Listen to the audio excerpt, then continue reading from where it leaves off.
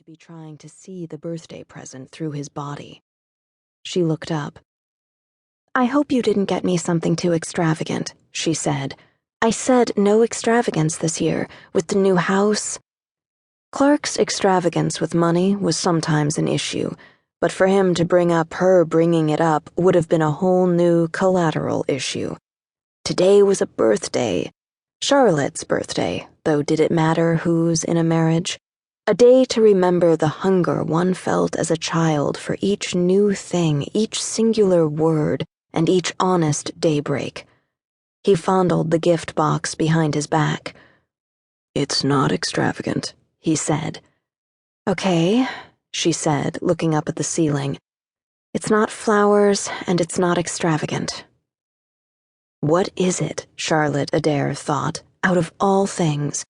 A gift, a birthday gift. Suddenly, she found herself believing that inside this small box was one of the fantastical gifts on some long-ago wish list. A harp, a pony, a castle. The thought made her giddy. She felt that she was at the center of everything. She was the birthday girl. The gift was for her.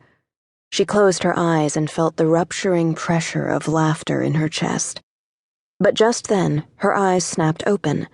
She was afraid to stand there with her eyes closed, like a child praying to God. She looked around suspiciously at the strange new kitchen.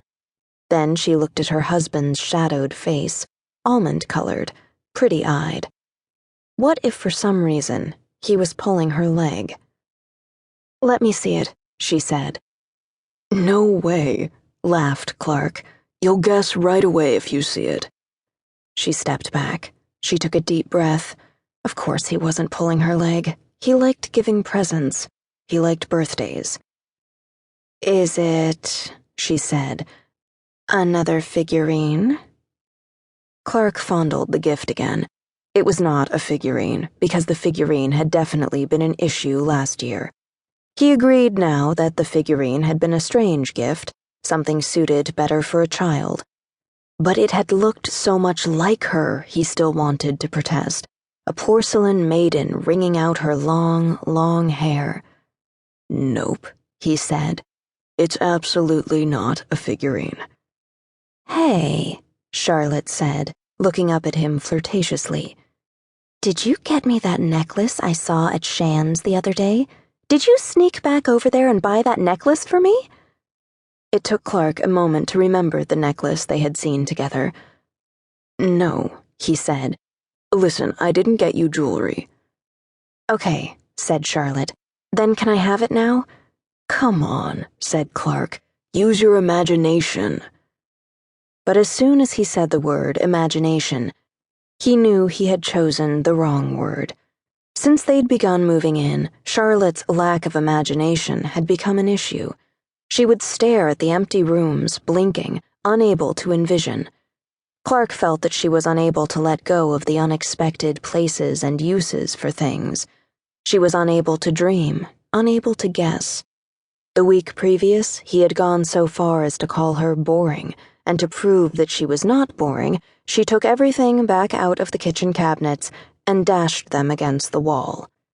Among other things, such as all of his mother's china, she had broken the birthday figurine, and in that case, thought Clark, the figurine wasn't such a hot thing for her to bring up either. Charlotte's eyes darkened. She too remembered the incident with the china. She saw the white plates flying like epithets toward the wall. Although they'd had their tussles, they had never fought like that, never thrown anything, and now their first house was anointed in a shower of porcelain. She felt very bad about it, and also implicitly reaccused. She took a deep breath. She tried to remember that today was her birthday, a day to claim one's place at the center of everything before one has to step aside for the next of 6 billion people, a day to feel cosmically attractive, a day to feel wanted, and she tried to get back to that dreamy, closed-eyed feeling of the birthday girl. But instead, she said, helpless to stop herself, "Is it a rope to hang myself with?" Suddenly, the issues abounded. Charlotte's rather dark sense of humor, her inability to behave